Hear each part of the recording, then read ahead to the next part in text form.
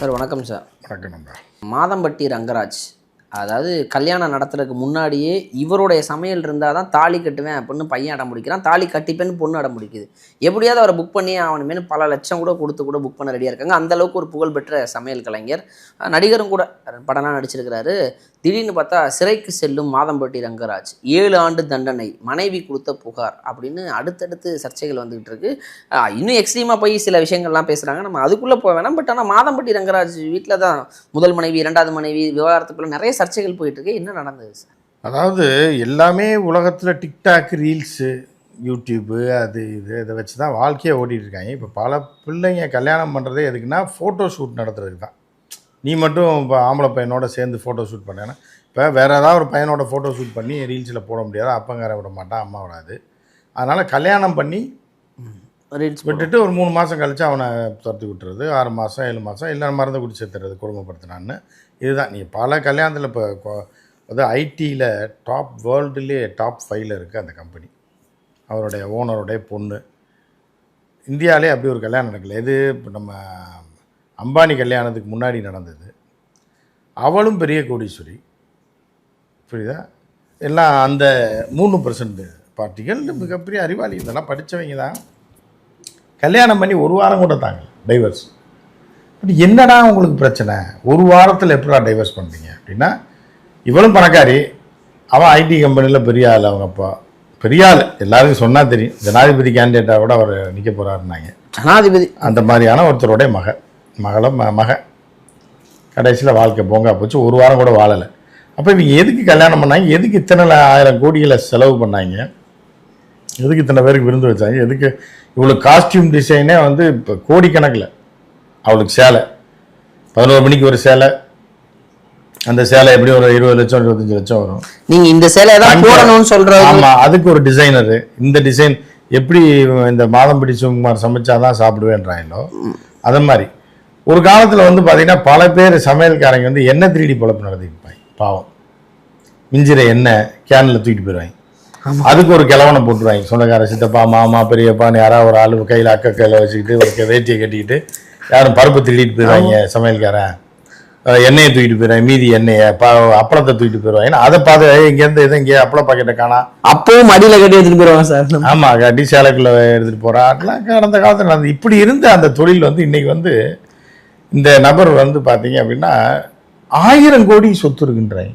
ஆமாம் sir, Madhampatti Rangaraj car மட்டுமே 30-40 கோடி வச்சுருக்காரு சார். அதுதான் 1000 கோடினா எப்படா சமையலுக்கு எதுக்குடா இவ்வளோ காசு கொடுக்குறீங்கன்ற ஒரு அண்டா வாடகையே அவ்வளோ வராதடா, எதுக்குடா இவ்வளோ கொடுக்குறீங்க அப்படின்ற மாதிரி தான் இருக்கு சார். கோவாக்காய் சட்னி, கோவாப்பழ சட்னி, நவாப்பழ சட்னி, இது எல்லாமே கோயம்பேடில் தான் நாங்கள் வாங்குறாங்க. அதுக்கு எதுக்கு இத்தனை கோடின்னு நான் கேட்குறேன். புரியுதா உங்களுக்கு?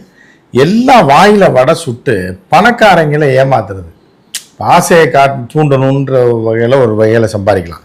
இன்னொன்று பிரபலத்தை வச்சு சம்பாதிக்கணும்னு ஒரு வகையில் சம்பாதிக்கலாம். நம்ம தெரிஞ்ச ஒரு ஃபோட்டோகிராஃபர் அமெரிக்காவில் இருக்காப்புல, ஏற்கனவே சொல்லியிருக்கேன் நிறைய.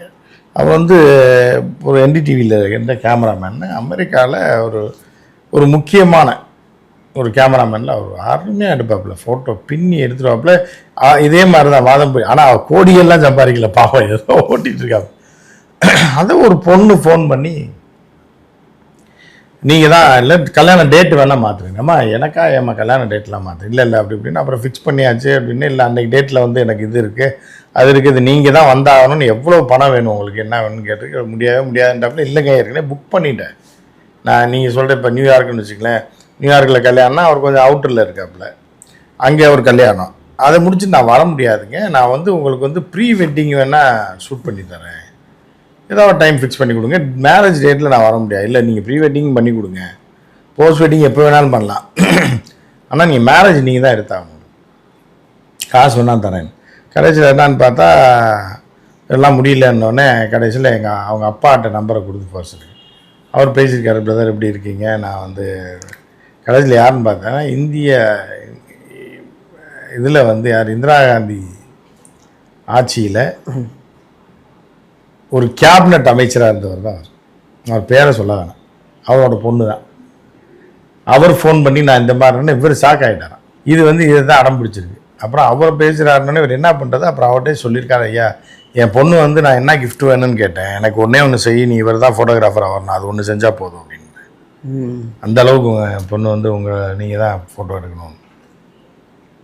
அப்புறம் இவர் விளக்கி சொல்லி அப்புறம் போய் ப்ரீ வெட்டிங் போஸ்ட் வெட்டிங் எடுத்து கொடுத்தாரான்.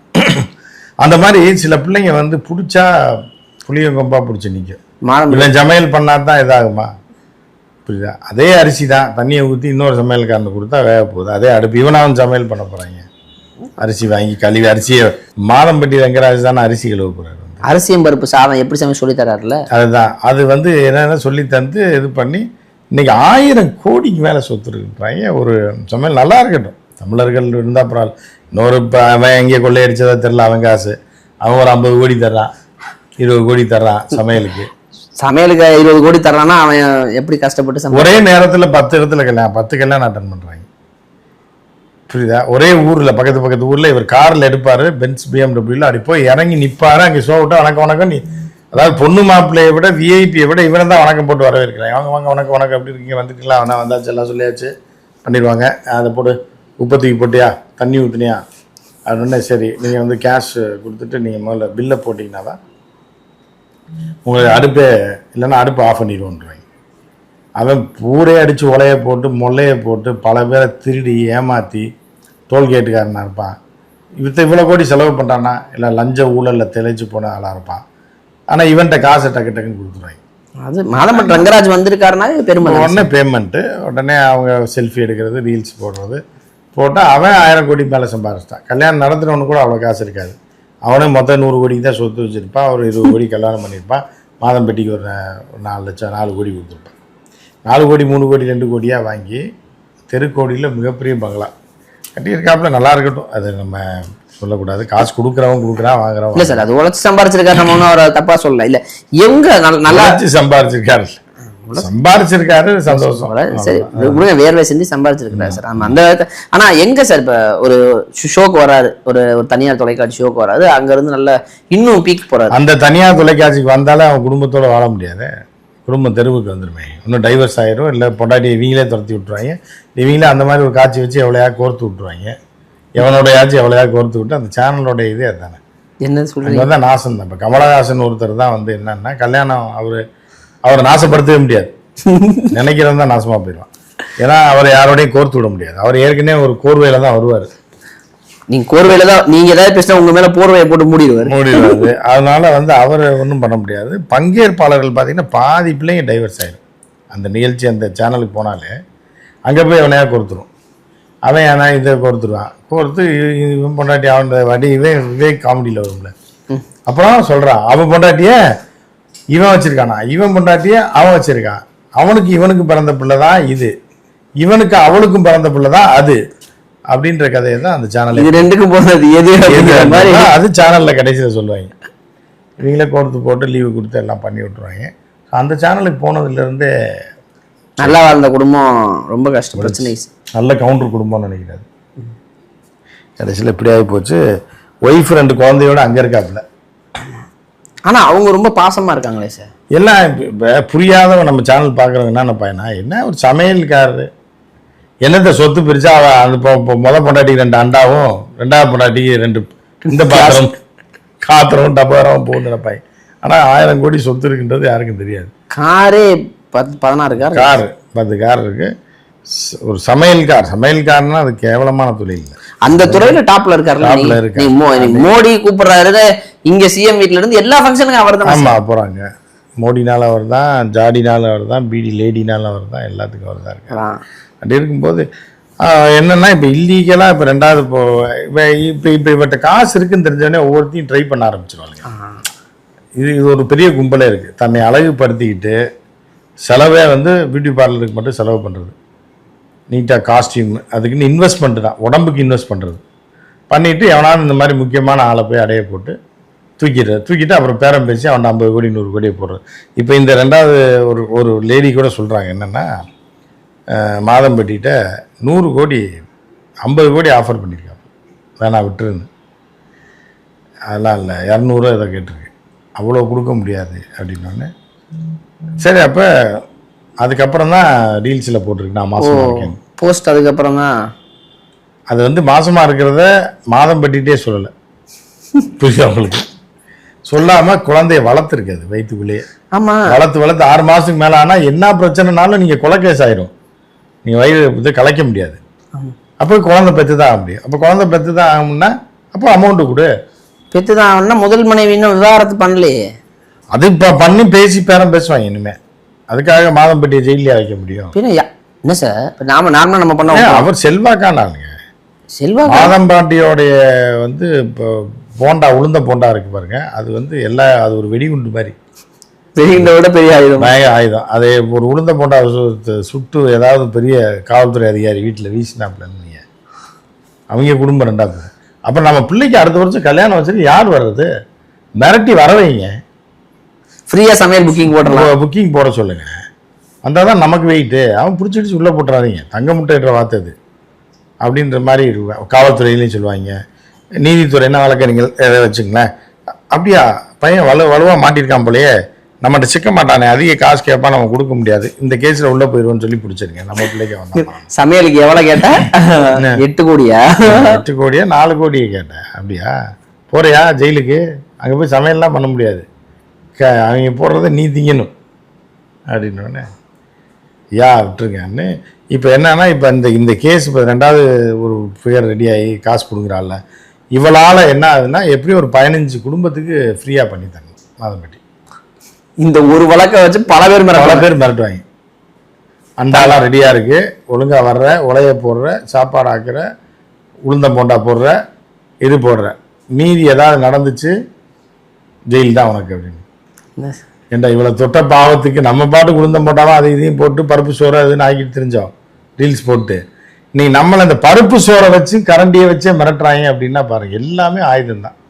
நீ ரஷ்யா அமெரிக்கா மிரட்டுறது, இஸ்ரேலை வந்து ஈரான் மிரட்டுறதுன்னு ஒரு வகையில் மிரட்டல் தான். இப்போ இவனே மிரட்டுறாங்கல்ல. அண்டா நீ வர்ற, காலைல டிஃபன்னாலும் பண்ணுற, போகிற, வேறு எந்த கல்யாணத்துக்கு வேணாலும் போ, ரீல்ஸ் எடுத்துகிட்டு என் பிள்ளை பொண்ணு வந்து ஆசைப்பட்டான், நீ தான் வரணும், இல்லைன்னா உள்ள போயிடுவேன். அதாவது இலைய வச்சு இட்டாலியன் டிஷ் பண்றியா, அதான் நீ பண்ணி கொடுக்கணும் அப்படின்னு காம்ப்ளிமெண்டா வேற கேட்பாங்க. இது பண்ணணும், நீ தான் பார்த்துக்க, அரிசி பருப்பு மித்த என்ன கேட்குறியோ வாங்கி கொடுத்துருவோம், 5 பைசா தர மாட்டோம் உனக்கு அப்படின்னு சொல்லி காவல்துறை, அது நீதித்துறை, இது அரசியல் எல்லாரும் இன்னி செக் வச்சுருவாங்க.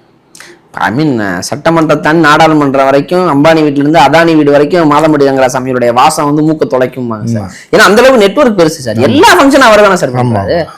திடீர்னு அப்படியே கிராஃப் மேல ஏறி போயிருச்சு. அப்படி இருக்கும்போது அவர் மீது நடவடிக்கை பாயுமா? அப்படி பாயாது. அந்த விருதுநகர்ல இருக்க ஒரு ஈத்தரை ஒருத்தி, அவன் மேலே ஒன்றும் பாயல. அந்த இதுல நிக்கிதாவை, அதாவது இப்ப என்னன்னா தமிழ்நாட்டுல டாப் கை வைக்க முடியாத ஆட்கள் லிஸ்ட்ல இப்ப மாதம்பட்டி சேர்றாட்ல. ஏற்கனவே அந்த பையன் ஒருத்தன் யூடியூப்ல, யாரு பாய் இர்ஃபான், தெருவா பிரியாணி இர்ஃபான் தான் நம்பர் 1 அதுல கை வைக்க முடியாது. முதல் பரிசு அவருக்கு தான். அவன் தான். 2வது நிக்கிதா, இப்ப 3வது மாதம்பட்டி. இவங்களாம் என்ன பண்ணாலும் கை வைக்க முடியாது, ஒண்ணுமே பண்ண முடியாது. எந்த அரசாங்கம் வந்தாலும் கை வைக்காது. இந்த அரசாங்கம் தொடாது, பாதுகாக்கிற வேலையை தான் பார்ப்பாங்க, ஒன்றும் பண்ண மாட்டாங்க. சரி வாழ்ற என்ன நீங்க கைது பண்ணுங்கன்னு சொன்னா கூட வேணாம் சார், உங்க பண்ண மாட்டோம் சார் கைது. என்ன சார் சிவாஜி படத்துல அவர் காலேஜ்ல தான் என் புள்ள படிக்குது அப்படிங்கிற மாதிரி, அவருக்கு ஹோட்டல்ல தான் நான் காலைல சாப்பிட்றேன், அவர் கையில தான் என் பிள்ளைக்கு கல்யாணத்துக்கு வச்சோம், அவரை போய் கழுதிங்க விடுறதுன்றது, பருப்பு சாதமாக அதையும் தின்னுட்டு இருந்தவரை எப்படி போய் கண்ட இது ஜெயிலில் சாப்பிட வைக்கிறதுன்னு அரெஸ்ட் பண்ண மாட்டாங்க. எப்படியா இருந்தாலும் எப்படியாவது ஏதாவது பூந்துருவா. நாங்கள் சொல்கிறது, கஷ்டப்பட்டு சம்பாதிக்கிறீங்க, ஃபேமஸ் ஆகிறீங்க, எல்லாம் இந்த பெண்கள் விஷயத்தில் ஏதாவது போய் மாற்றுறதுன்றது தான். ஒட்டுமொத்த நேமு பணம் எல்லாத்தையும். இப்போ அவங்களுடைய முதல் மனைவி அவங்க எனக்கு அட்வொகேட் நினைக்கிறேன் சார், அவங்க 2 மகன்களோட இருக்காங்க, 2 பசங்களோட இருக்காங்க, போட்டோ போடுறாங்க, எப்பவுமே ஃபார் அப்படின்னு சொல்லி லவ்வோட போட்டோ போடுறாங்க. அந்த சமயத்துல தான் இவங்க போட்டோ போடுறாங்க. இவங்களுடைய ஆடை வடிவமைப்பாளர் தான் இவங்க போய் அறிமுகமாயிருக்காங்க. அப்படித்தாங்க. நீங்க எப்படி க்ளோஸ் ஆக முடியும்? ஒன்று மேக்கப் அப்படின்னா நெருங்கி பழகலாம், ஆடை வடிவமைப்பாளர்னா நீங்க வந்து நெருங்கி பழகலாம், அப்பதான் வந்து நீங்க அழகா வந்து ட்ரெஸ் பண்ணி விட முடியும். எப்பவுமே லட்டு கையிலேயே இப்போ உங்க முன்னாடியே இருக்கு, ஒருத்தர் கையில தட்டில் வச்சுட்டே சுத்துறாருன்னா நீங்க என்னைக்கா ஒரு நாள் கை வச்சிருக்கீங்களா? சரி சாப்பிட்டு தான் பார்ப்போமே, நல்லா இருக்கு, சுகர் இருந்தா கூட சரி மாத்திரையை போட்டுக்கலாம், ஒரு சும்மா டேஸ்ட் பண்ண ஒரு லட்டு சாப்பிட்டு பார்ப்போம். சம்டைம்ஸ் ஆடும்போது இழுத்துக்கிறது, அப்படியே இழுத்துக்கிட்டா ஹாஸ்பிட்டல் தூக்கிட்டு போகிற மாதிரி ஆயிடும். ஸோ இந்த மாதிரி தான் இது. இப்போ நீங்கள் கடையில் லட்டு இருக்குன்னா ஒரு சுகர் உள்ளவா அந்த பக்கமே போக மாட்டான். நீங்கள் தட்டில் கொண்டாந்து வச்சுக்கிட்டு இப்படி வச்சுக்கிட்டே பேசிகிட்டே இருந்தீங்கன்னு அப்போ இப்போ சாப்பிடுங்க, ஒன்று எடுத்துங்க, என்ன ஆக போகுது அப்படிங்கும்போது என்ன ஆகுதுன்னா என்றைக்காவது ஒரு நாள் லட்டு சாப்பிட்ருவாங்க. அப்படி தான் இப்போ மாதம்பட்டி கதையாகிப்போச்சு. சுகர் இருந்துன்னு தெரிஞ்சும் லட்டு சாப்பிட்டு சுகர் ஏறி போய் இப்போ என்ன பண்ணுறது, ஹாஸ்பிட்டலுக்கு போகிறதா இல்லை சுகர் எடுத்து தின்னுட்டமேனு வீட்டில் அடி இப்போ லட்டு தின்னதுக்கு தான் இப்போ வந்து என்ன பண்ணுறாங்கன்னா இப்போ எல்லோரும் கூப்பிடுவாங்க, நம்ம கல்யாண ஃபங்க்ஷன் இருக்குது, பொண்ணு இருக்குது, பையன் எடுத்துருக்கு, நீ தான் பண்ணணும். ஏன் சார் இது மாதிரி வழக்கில் சிக்கிட்டாரு, பிஸ்னஸ் சரிஞ்சிருமா என்ன சார் ஆகும்னு கேட்டேன். இதுக்கப்புறம் தான் பிஸ்னஸ் வேகமாக நடக்கும். இனிமேல் தான் பயங்கர பரபரப்பாக இருக்கும். ஏன்னா இப்போ உள்ள வந்து பப்ளிசிட்டி தான் எல்லாம் பார்க்குறாங்க. அந்த பொண்ணை கை வைத்த மாதம்பட்டி ஆமாம் நமக்கு சமையல் பண்ணுறாரு அப்படிங்கும்போது உடனே இன்னும் 10 பிள்ளைங்க வந்து செல்ஃபி எடுக்கும். இன்னும் 100 கோடியா 200 கோடி கேட்குறாளா, நம்ம எப்படியா ஒட்டிட்டோம்னா டப் நம்ம ஒரு 20 கோடினாலும் போட்டுடலாமா, 1 கோடியை சொல்லுங்கள், புரியுதா? ஸோ அந்த மாதிரி ஆட்களும் இப்போ நெருங்க ஆரம்பிப்பாங்க. உங்களை எப்படி பண்ணுறாங்களே சார், அதெல்லாம் ஒரு பொம்பளையா சார்? ஏன்னா இப்போ மறுபடியும் அவங்க ஒரு டைவர்ஸ் ஆயிருந்தது, ஒரு விவாகரத்து ஆனதுக்கு பிறகு அப்படின்னா பரவாயில்ல, அவங்க சேர்ந்து தான் வாழ்ந்துட்டு இருக்காங்க போதே இன்னொரு 2 பேர் மேலே தப்பு தான். அந்த மாதிரி தான் போயிட்டுருக்கு. ரொம்ப கஷ்டம் சார். நீங்கள் சொன்ன மாதிரி மாதம்பட்டி ரங்கராஜுடைய மைதா போண்டாவுடைய வாசம் ஊரெல்லாம் வீசும். அவரை பற்றி தான் இன்றைக்கி ஃபுல்லாக யூடியூப்பில் பேசுங்கிற மாதிரி நான் பேசுகிறாங்க. பட் அது எல்லை மீறி ஒரு சிலது எக்கச்சக்கமாக போயிட்டு இருக்கு. எனவே நான் கேட்குறேன்னா இவர் மேலே அந்த முதல் மனைவி இருக்கும்போது விவாகரத்து வாங்காமல் 2வது அதுவும் ஒரு 6 மாத கர்ப்பிணியாக அப்படின்னு சொல்லிட்டு ஒரு சமூக வலைதளத்திலே பதிவிடுறாங்க போது இது வழக்காக பதியப்பட்டால் சிறை தண்டனை சட்டபூர்வமாக சிறை தண்டனை இருக்குது தானே சார்? சட்டபூர்வமாக சிறை தண்டனை இருந்தாலும் அவரை யார் பிடிக்கிறது? பின்லாடனை கூட பிடிச்சிடலாம், இந்த மாதிரி ஆட்களை பிடிக்க தொடவே மாட்டாங்க கவர்மெண்ட்டில். சரி சார். அதனால் சட்டம்லாம் எல்லாருக்கும் இது கிடையாது, சில பேருக்கு சட்டம் அப்படியே போயிடும். சார் எனக்கு தெரிஞ்ச விவரம் தெரியாத சில சிறைக்கு சாம்பார் சாதமாக மாறிடும் சில பேருக்கு. இனிவே சார் பொறுத்து வந்து பார்ப்பேன், எப்படி கைது பண்ண மாட்டாங்கன்னு தெரிஞ்சு போச்சு. நீங்கள் சொல்கிறத வச்சும் தெரியுது. அட்லீஸ்ட் இந்த பிரச்சனை எல்லாம் சால்வ் ஆகிட்டு நிம்மதியாக குடும்பத்தோடு இருந்தாருன்னா சந்தோஷம் தான். பார்ப்போம் சார், நான் புக் பண்ணிடுவோம் சார் நம்மளும். நன்றி சார். நன்றி, வணக்கம்.